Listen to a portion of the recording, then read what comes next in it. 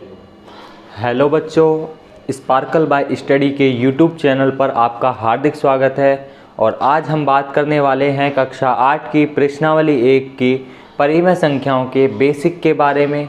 तो आज हम बात करेंगे प्राकृत संख्याओं के बारे में, पूर्ण संख्याओं के बारे में और पूर्णांक संख्याओं के बारे में। तो प्राकृत संख्याएं वे संख्याएं होती हैं जो 1 से स्टार्ट होती हैं और अनंत तक जाती हैं। वे संख्याएं प्राकृत संख्याएं कहलाती हैं। और प्राकृत संख्याएं जैसे 1, 2, 3, 4, 5 ऐसे चलती जाती हैं। मैं एक बार आपके सामने लिख देता हूँ। 1, 2, 3, 4 और अनंत तक जाती हैं। आगे हम बात करते हैं पूर्ण संख्याओं की। तो पूर्ण संख्याएं वे संख्याएं होती हैं जो 0 से स्टार्ट होकर अनंत तक जाती हैं। जैसे 0, 1, 2, 3, 4, 5। तो ये कैसी संख्याएं होती हैं? पूर्ण संख्याएं होती हैं। इसको हम लिख देते हैं 0, 1, 2, 3, 4 और कहाँ तक जाती हैं? अनंत तक जाती हैं। आगे हम बात करते हैं पूर्णांक संख्याओं की। तो वे संख्याएं जो 0 से प्लस अनंत तक जाती हैं और जो संख्याएं 0 से माइनस अनंत तक जाती हैं, जब इन संख्याओं को जोड़ा जाता है तो किसे कहते हैं? उन संख्याओं को पूर्णांक संख्या कहते हैं। तो आप लिख सकते हैं कि 0 से अनंत तक तथा 0 से माइनस अनंत तक जाने वाली संख्याएं कैसी संख्याएं होती है? पूर्णांक संख्याएं होती हैं। तो मैं यहाँ पर लिख देता हूँ 0, 1, 2, 3, 4 और यहाँ पर डॉट डॉट डॉट करके आप दर्शा दीजिए। और यहाँ पर -1, -2 और ये कहाँ तक जा रही हैं?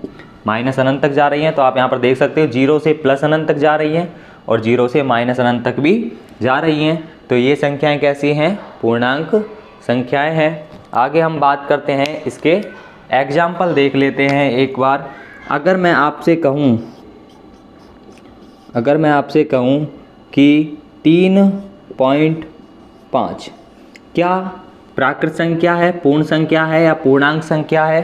तो आपका जो जवाब होगा वो होगा नहीं, क्योंकि 3.5 3 और 4 के बीच में आती है, ना कि ये कोई एक ऐसा नंबर है जिसे अपन जो हमने यहाँ पर लिखा है जैसे 1, 2, 3, 4, जैसे आपने बचपन में गिनतियाँ पढ़ी थी 1 से 100 तक, ऐसे यहाँ पर प्राकृत संख्याएं होती हैं 1 से अनंत तक। यानी कि जो आपने 1 से 100 तक गिनतियाँ पढ़ी थी वहाँ तो लिमिट क्या होती थी? 100 होती थी। लेकिन यहाँ पर कोई लिमिट नहीं है। हमको एक ऐसा नंबर लेना है जो गिनती जैसा हो, जैसे 1, 2, 3, 4, 5 ऐसे नंबर्स हमको, आप कोई सा भी नंबर ले सकते हैं, 1000, 1500, 2000, वो सभी संख्याएं क्या होंगी? प्राकृत भी होंगी, पूर्ण भी होंगी और पूर्णांक भी होंगी।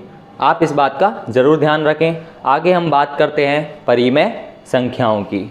तो परिमेय संख्याएं वे संख्याएं होती हैं जिन्हें P/Q के रूप में लिखा जाता है तथा Q is not equal to 0 होता है, यानी कि Q का मान 0 नहीं होना चाहिए। और P और Q वहाँ पर क्या होते हैं? पूर्णांक होते हैं। तो देखिए, परिमेय संख्याएं वे संख्याएं जिन्हें P/Q के रूप में लिखा जाता है तथा Q is not equal to 0 होता है। इसे आप ऐसे भी लिख सकते हैं कि Q का मान 0 नहीं होता है एवं P व Q दोनों पूर्णांक होते हैं। तो अब हम इनके एग्जाम्पल के बारे में बात करते हैं। जैसे मैं कहता हूँ कि 7/5 क्या एक परिमेय संख्या है? तो आप 7/5 को सबसे पहले P/Q के बराबर में रखिए। यहाँ पर P का मान क्या है? 7 है तथा Q का मान क्या है? 5 है। ठीक है, यहाँ पर मुझे बताइए 7 और 5 क्या ये पूर्णांक है या नहीं है? तो यहाँ पर आप देख सकते हो कि 7 और 5 दोनों पूर्णांक नंबर हैं। ठीक है, और मुझे बताइए क्या यहाँ पर Q का मान 0 है क्या? नहीं है। तो आप कह सकते हो कि 7/5 एक परिमेय संख्या है। आगे हम एक और एग्जाम्पल ले लेते हैं। माइनस का 4/3। सबसे पहले क्या करना है, P/Q के बराबर में रखना है। तो आप यहाँ पर देख सकते हो कि P का मान क्या है, -4 है और Q का मान कितना है, 3 है।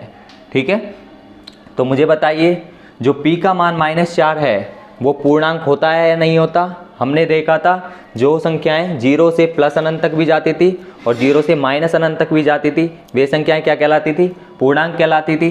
तो माइनस वाले नंबर तो आएंगे ही पूर्णांक में। ठीक है, तो ये तो पूर्णांक हो ही गया और 3 तो वैसे ही पूर्णांक है।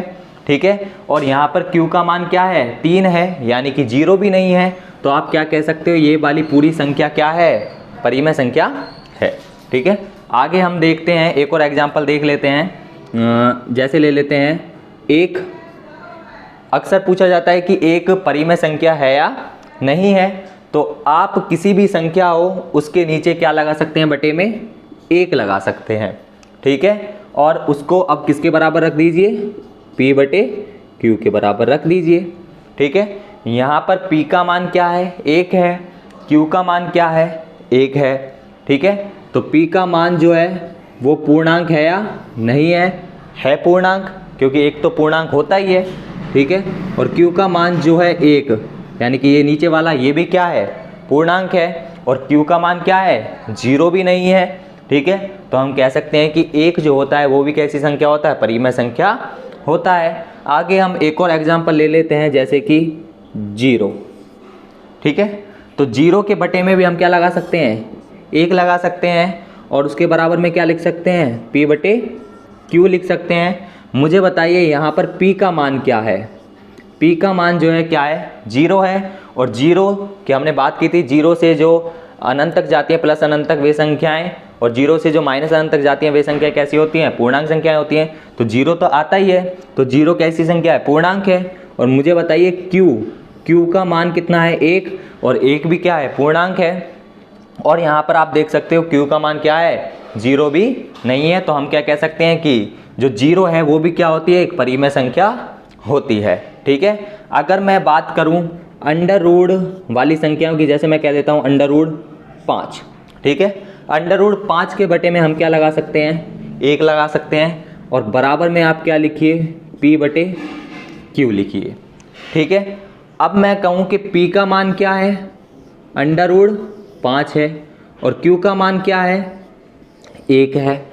तो 1 तो क्या होता है, पूर्णांक होता है, लेकिन हमने पूर्णांक में अंडर रूट वाली संख्याओं को देखा था क्या, नहीं देखा था।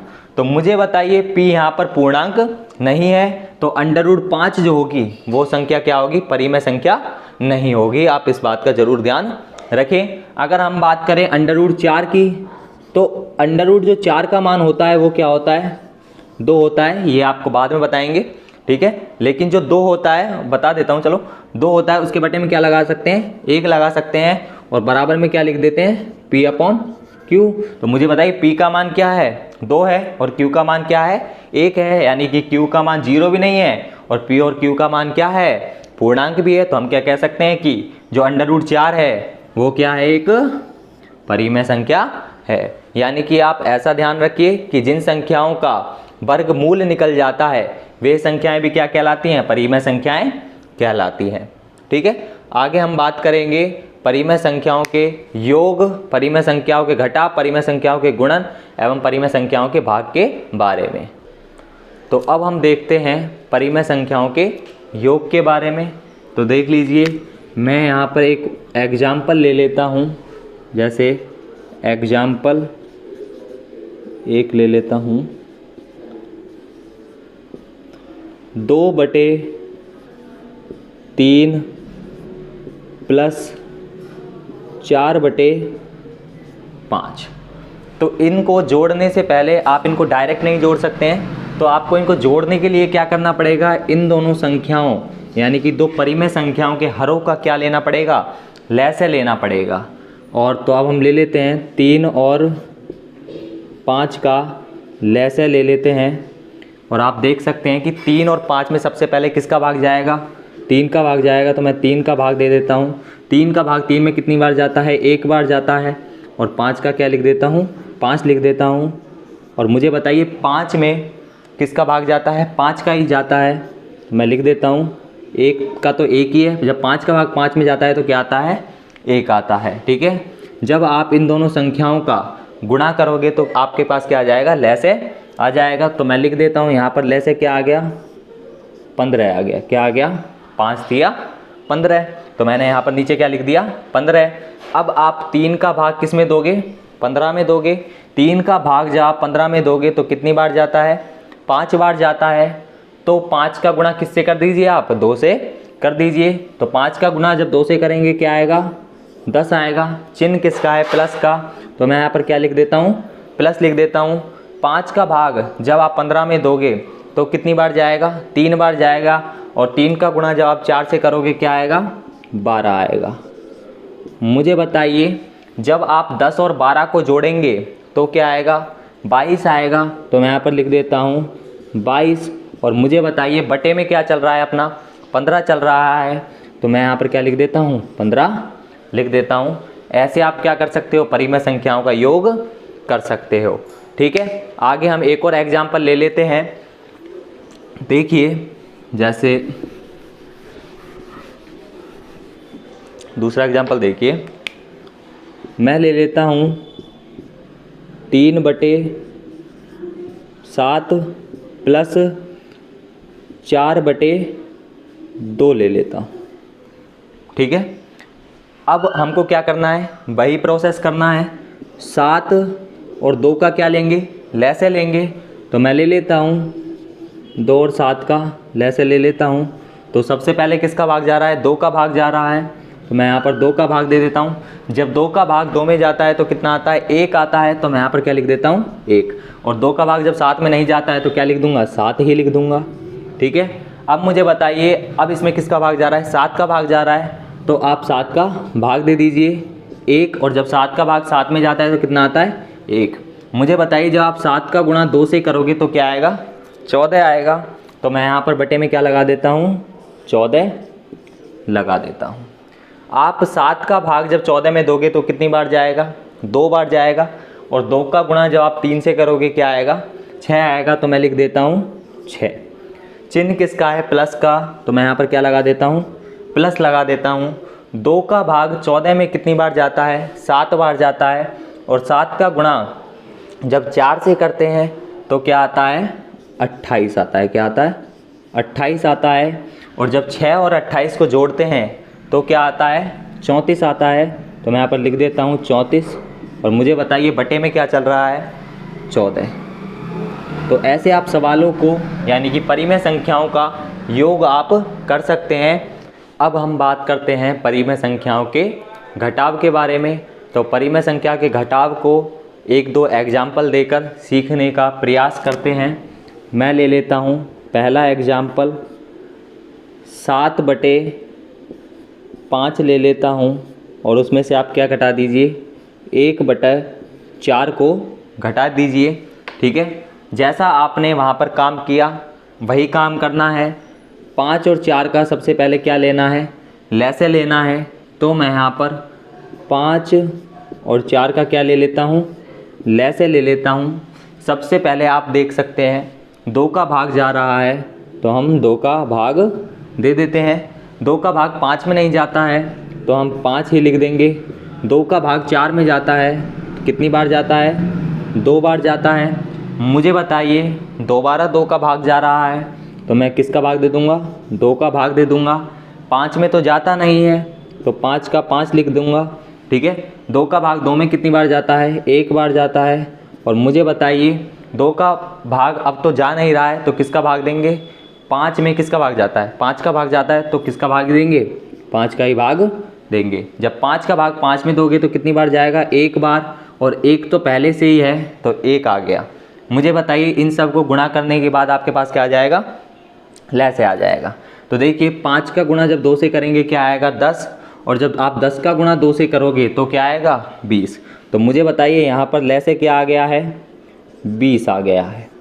ठीक है, आप 5 का भाग आप 20 में दोगे तो कितनी बार जाएगा, 4 बार जाएगा। और 4 का गुणा जब आप 7 से करोगे तो कितना आएगा, 28 आएगा। ठीक है, अब उसके बाद चिन्ह किसका है, माइनस का। तो मैं माइनस लगा देता हूँ। 4 का भाग 20 में कितनी बार जाएगा? 5 बार जाएगा। और आप 5 का गुणा किससे करिए? 1 से कर दीजिए, तो क्या आएगा? 5 आएगा। मुझे बताइए जब 28 में से 5 जाते हैं तो कितने बचते हैं? 23 बचते हैं। और बटे में क्या आ गया? 20 आ गया। तो क्या आ गया? 23/20 इसका क्या आ गया? उत्तर आ गया। ठीक है, अब दूसरा एग्जाम्पल देख लेते हैं। देखिए